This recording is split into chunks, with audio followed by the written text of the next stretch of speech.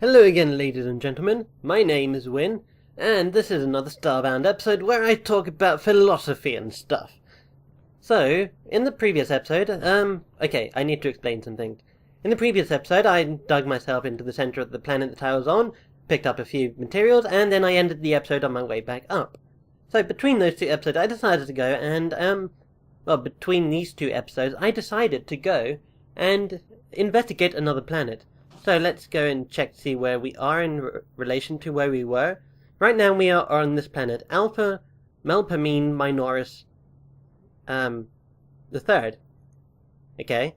Now our home planet, the one that we were just at, is actually, can't I zoom into my, oh there it is. It's actually here. So it's just like, it's in the same solar system, and it's just one planet out, kind of. And we're on the moon of the planet, I think. Are we on the moon of the planet? I'm pretty sure we're on the moon of the planet. Yeah, that looks like the moon of the planet. So anyway, I have a bunch of things that I would like to talk about today, and all of them are, most of them are, you know, oh my god, that word, are philosophically related to each other, and they are all of philosophical, origin. Now, these things are kind of difficult for me to try and explain, so please bear with me. I know I'm not that great of an explainer, but I try and make sure my point gets across. So, okay, firstly, what I want to do is I want to create a shelter here on this planet.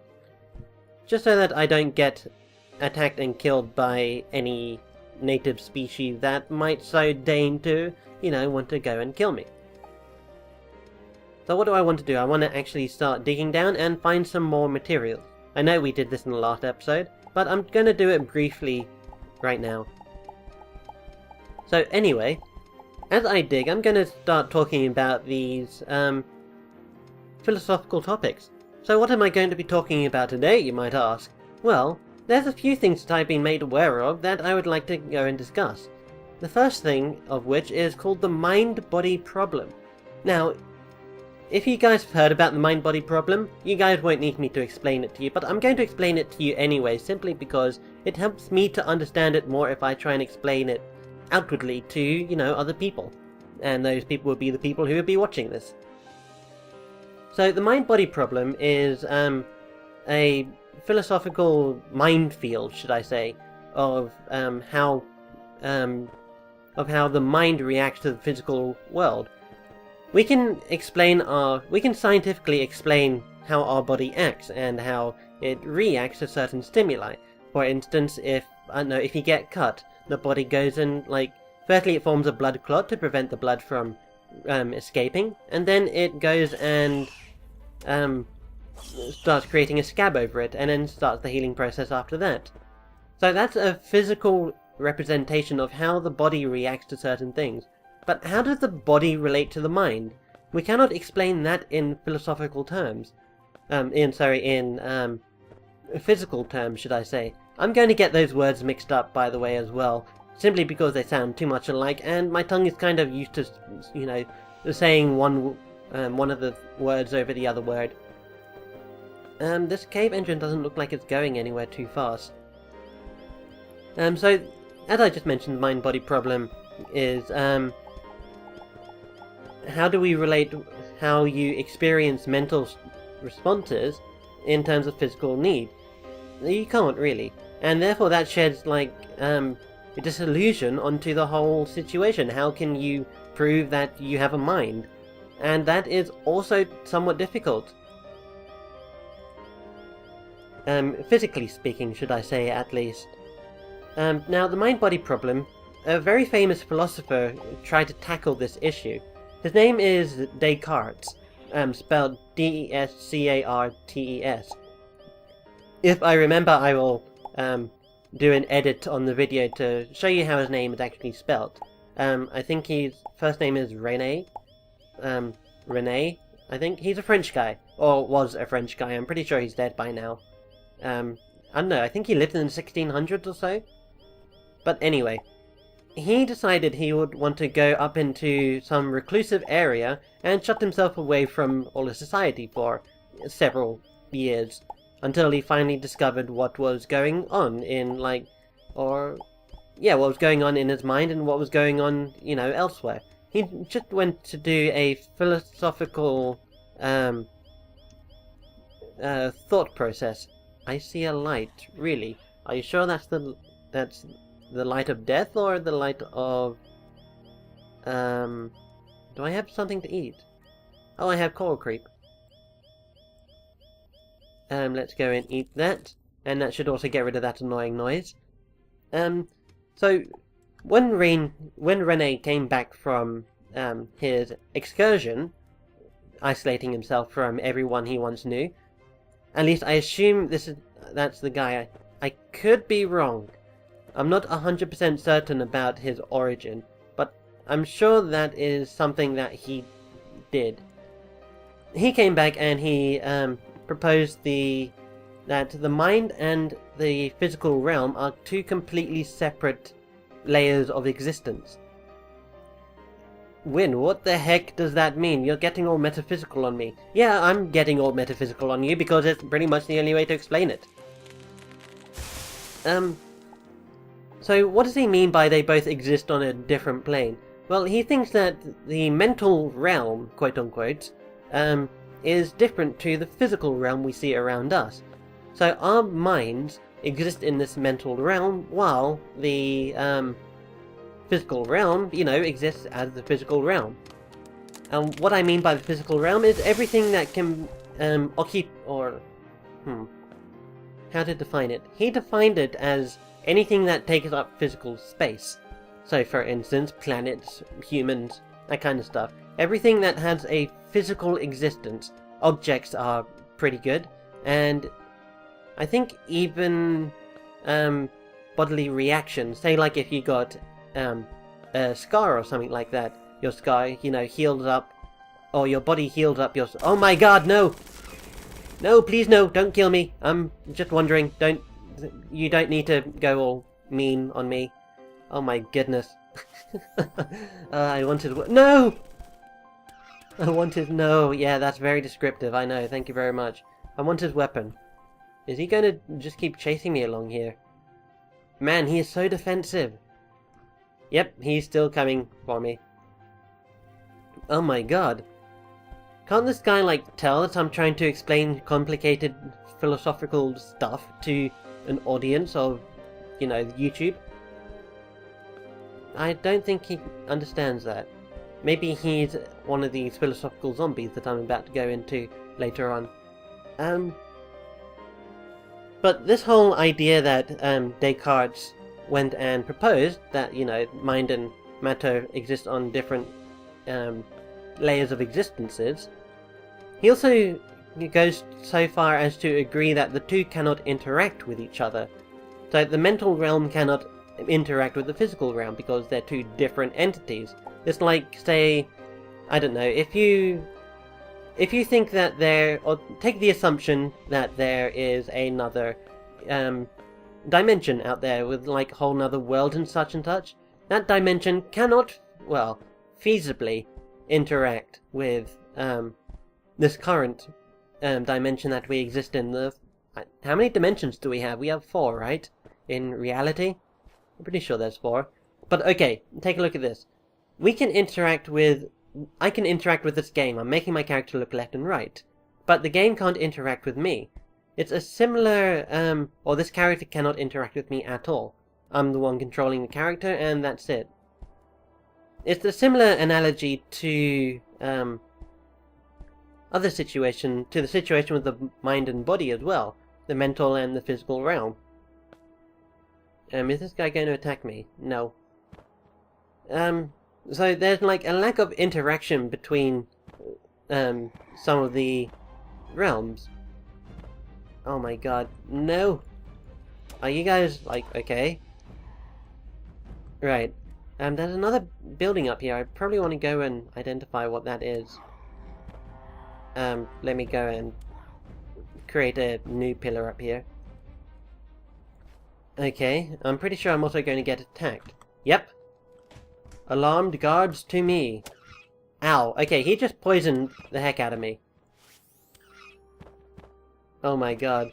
You know, this probably isn't the best medium for me to do this philosophical topic on, because of several factors. One, I'm probably not. I'm probably not making much progress at all, simply because my mind is being challenged by, also commentating upon these matters, and my mind is not that good when it comes to doing that. Okay, so he went and trapped himself down here. So I can trap him here. Excellent. Now I can just go down and kill him. And there's also another bunch of situations which I don't think this is probably the correct medium for me to talk philosophically in. Also, you guys probably can't see a thing. I need to get that sorted out. My apologies, people. Okay, that should be sufficient lighting, I suppose. Yeah. I'm just gonna go and crossbow him to death. Or not crossbow him to death, just bow him to death.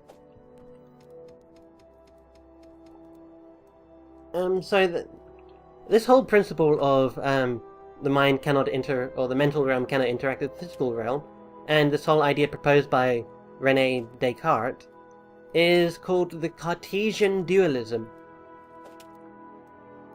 Now, if I just started going along and saying, as proposed by Cartesian Dualism, this fact is wrong, or this fact is right, you guys probably would go, what the heck? But now you guys are aware that, or at least I hope you're aware if you're paying more attention than I am. Oh my god, this guy's not going to get hit at all. That Cartesian Dualism is in response to this idea, this theory proposed by René Descartes. Also, that name is quite difficult for me to remember, because I remember what it looks like, how you spell it and everything, but I don't know how to pronounce it. I'm not French, so I kind of don't know this stuff. And Cartesian dualism is, in fact, it's a very popular belief among philosophers, and it's actually gathered quite a lot of attention because it's the first attempt to solve the mind-body problem, or to shed light on it, should I say. Mr. Starkiller and Royal Protector. Mr. Starkiller, that had 11 DPS, mine is 4 DPS, so that's much better. And then Star Defender. Where is it? Oh, it's up here. Okay, can I... Alright, so... Wait, what? No, I need this thing up here as well. Thank you very much. Oh, it's two-handed, really? Ah, okay, right. That makes sense. So let's see how much damage it does. It does a decent amount of damage. So that guy was very much worth killing. I definitely think the next time I'm going to do this philosophical topic, or this philosophical section, I'm probably going to do it in a different format. I probably won't be playing a game along with it. So where was I? I was talking about Cartesian dualism and how mind and matter cannot interact with each other. That brings me on to the point that, sure, they can interact with each other. My mind controls my body every single day. In fact, there's diseases out there, or symptoms and, syndromes in which the brain fails to cause physical interaction with your body. Yeah, but the thing is, you're talking about the brain. We don't know for certain if the brain is a completely separate entity from the mind or not.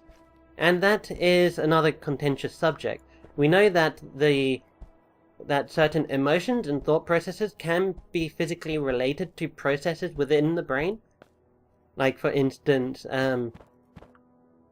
when you, your brainwaves when you sleep are the same. But yet we cannot physically explain dreams. We know that they exist because we've experienced it, but it cannot really be explained in philosophical terms. Okay, there's a trapdoor down here, and there's a top hat. Definitely going to wear a top hat. Wow, now my character looks so much more dapper. There's let's go and do that. Stone hoe, don't need that. And then everything else is good. I should try and take some of these pictures as well. Oh my god, but my point! Where is my point at? Okay. But yeah, there are certain mental brainwaves, or physical brainwaves, associated— oh my god, please excuse the rude air vehicle that is flying currently over my place of residence, and causing really strange vibrations. I apologize for that, and I have just been poisoned because I was not paying attention. Man. Wow, my brain. I need to get so much more used to this. Let's go and eat that. These guys should be happy to see me, even though I, went and killed one of their companions. This guy isn't happy to see me. Neither is this guy. Wow, that guy just meteor meshed me. This thing has things hidden inside of it. But yeah, you can associate certain brainwaves and patterns with physical emotions and physical reactions. So therefore, it is of debate whether or not the mind is or is not to be, whether it is or is not to be that the mind can be defined in terms of physical aspects, instead of it just being completely mental. Now, of course, if it is associated, or it can be associated with physical terminology and physical definitions, and reactions, should I say, then that kind of puts a damper on the whole Cartesian dualism thing, because it disproves it. The whole point of Cartesian dualism supports the idea that mind and matter cannot interact with each other, but they can.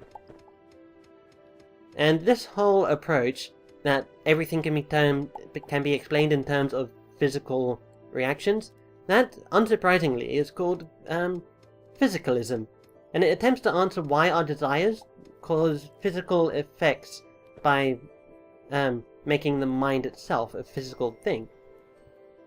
So, for instance, whenever I express my desire to want to do something, I have there's different chemistry happening inside my body, and at the same time, when you show affection towards someone else, that also changes how you feel. So it's how you physically feel as well, not just how you mentally feel.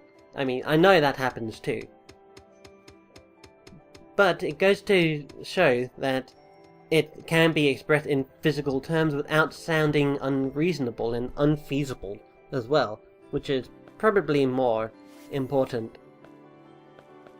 But what it doesn't attempt to answer is something called the problem of other minds. So I know for a fact that I can think, right? I'm doing it right now, and I'm also trying to correlate that with me being able to communicate it to you guys. So I am thinking of the best way to try and explain these things while playing this game, and I'll be honest, I'm playing the game rather subconsciously right now. But the problem of the other mind states that we have no physical proof that other people have a mind, because we can't truly know that without being able to experience things as they do physically and mentally. I remember in one of the previous episodes I was talking about what's it like to become a bat. Well, we don't know, because say like in the event that, in the sci-fi event, that we do become, we do have a brain transplant with a bat, and our being, our soul if you will, is to be imported into a bat. I'm not saying that brain transplants also moves the soul along, but say like you were to, experience things as a bat supernaturally, and you experience that you are inside the body of a bat, and you experience things as a bat. You're still not experiencing things as a bat, you're experiencing things as a human turned a bat. And at the same time, I also use this argument to as an analogy to people who want to get a sex change as well. If you're a male and you want to be a female, you never can really be a female because you'll be a male turned female. So you always have that nagging voice at the back of your head.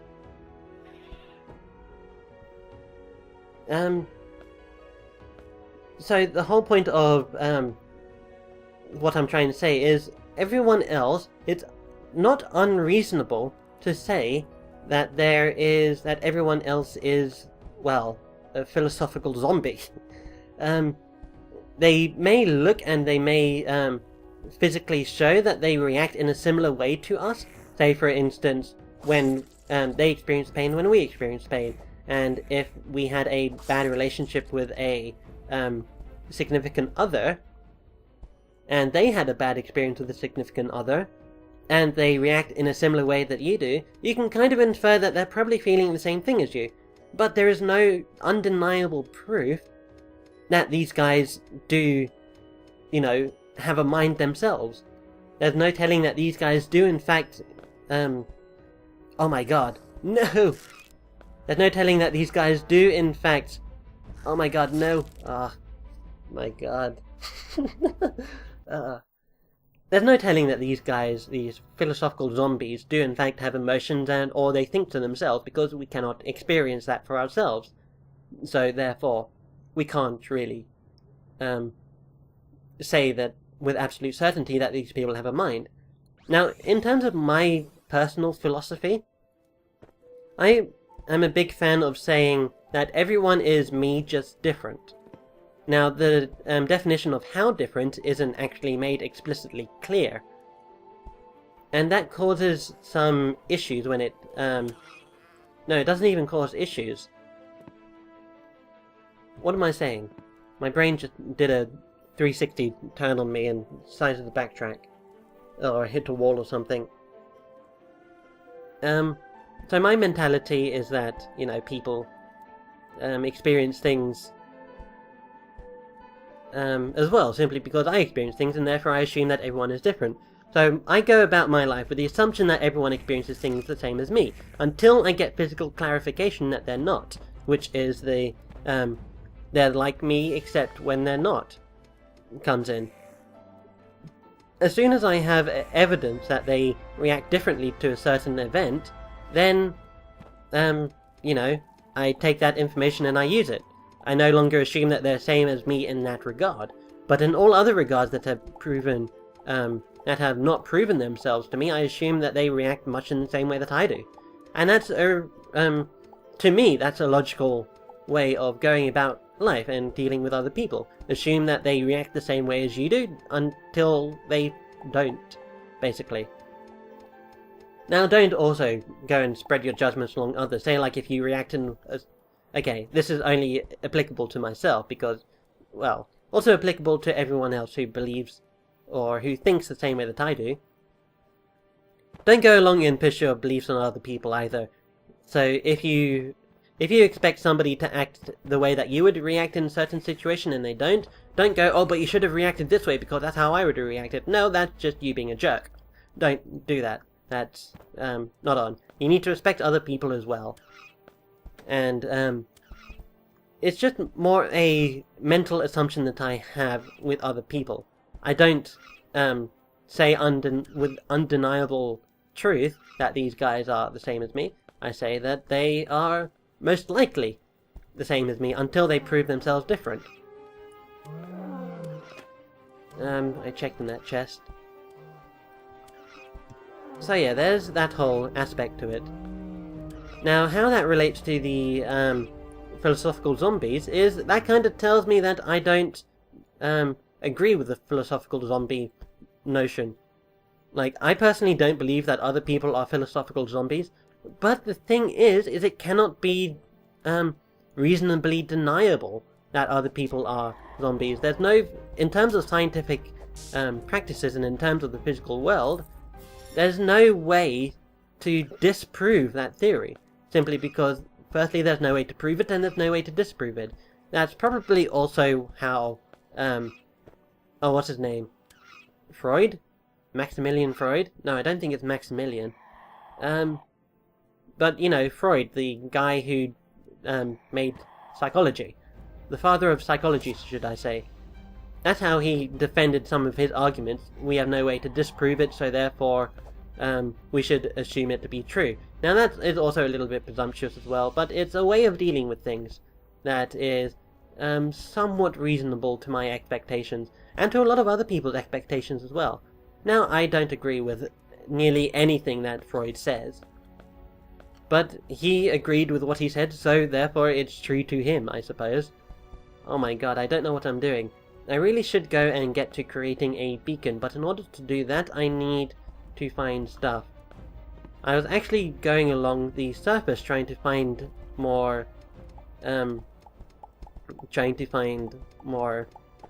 chests that I can use, but it doesn't seem like there's any cases of that, so I'm just going to dig back down into the earth again. So along with the whole philosophical zombies that we cannot undeniably expect that people may or may not have emotions, and may or may not have a mentality, should I say, there are also this other group of entities, or theoretical entities, called philosophical mutants. Now, unlike the zombies, mutants are assumed to have minds. This is a completely different approach on this whole topic. So, philosophical mutants, people who believe in that, they kind of don't believe in philosophical zombies, simply because it goes against the belief that zombies do not have minds. Unless you go for a mixture of the two, or say, like, for instance, you assume that some people have minds and some people don't have minds, and some people have different minds. Now, philosophical mutants, the idea makes sense to me, and I kind of agree with the idea of it, but I'm still not going to go along and call people mutants. I'll probably call my close friends mutants because, hey, they deserve it or whatever. That makes me sound like a huge jerk, but it's all in good faith, I assure you. But mutants, as I said, they are assumed to have a mind, but they react differently to how we expect them to react. So that's a whole nother approach to the whole situation. Now, one other thing that I would like to converse about is the whole idea of generalization in regards to this topic. So say, for instance, my approach that everyone is the same as me, just different. Now, my source for saying that is, well, because I experience things. But I am taking just one example, or one case of this whole topic, my own mentality, and applying it to everyone else. I'm generalizing. It's like saying that, I don't know, all men are... Okay, say for instance you've only seen one... how to explain it? I know some of the explanation, I'm just trying to find one that is reasonable. And trying not to directly quote the book either. But I'll just take the one that's in this book in front of me. Take for instance, that... you get an oyster and there's a pearl inside the oyster. Now from that you say that all oysters have pearls. This is going back to the square of logic, or the square of opposition that I mentioned in the previous episode. All x, or all s is p. You're kind of generalizing that, but only when it's only generalizing when you're basing it off of one instance, or few instances.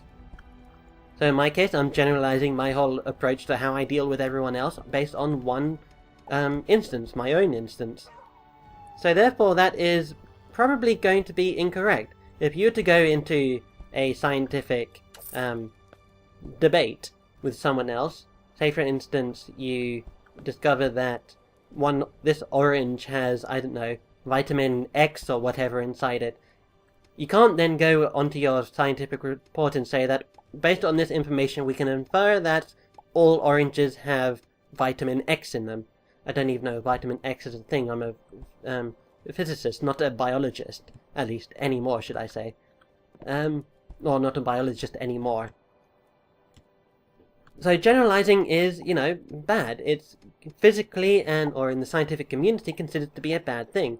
And it's the same in philosophy as well. It's the same in anything, really. Any professional place. I don't know, I think it's also more common sense as well. You can't say that in one instance, anything that applies there applies in all other similar instances. That's just not common sense. But that's what these people are doing when they try and talk about these philosophical mutants and the philosophical zombies. The philosophical mutants kind of assumes that you assumes that everyone experiences things similar to you, and yet they experience things differently. Or they have a mind like you, should I say. That's probably the more important part. You're generalizing the fact that you have a mind with everyone else in the or in existence, that they also have a mind.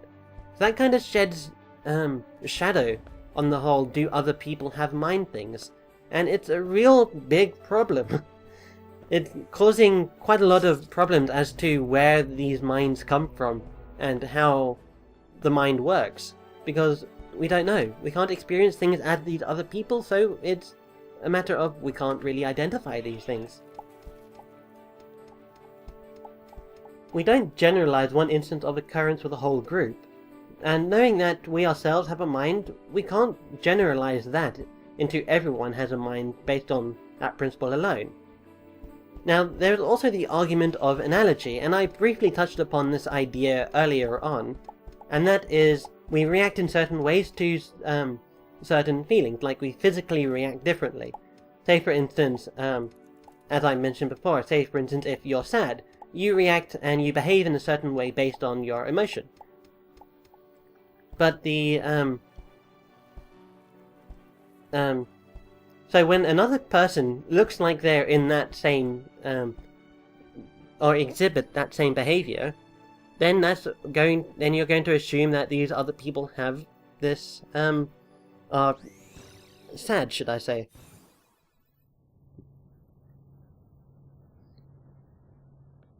And that's based on physical principles. So that finally leads me to the question, are mental events actually physical events? Now, the physicalists will sorely agree with me on this. They're like, yeah, that's, we based our entire philosophical morals and principles on the idea, on the conception that mental events are actually physical, and the identification of them being completely separate from the physical world is false. Well, yeah, that's what they believe. And in my opinion, I don't know. I think that mentality is tied to physical interactions, but I don't believe that they are one and the same thing. It doesn't seem like it is the same, really. Let's go to the snow biome over here. Oh, we can't, we don't have enough fuel. Oh well. In that case, I think this is a good place to end the episode. I thank you guys for joining me, and I will see you in the next episode. Take care, everybody.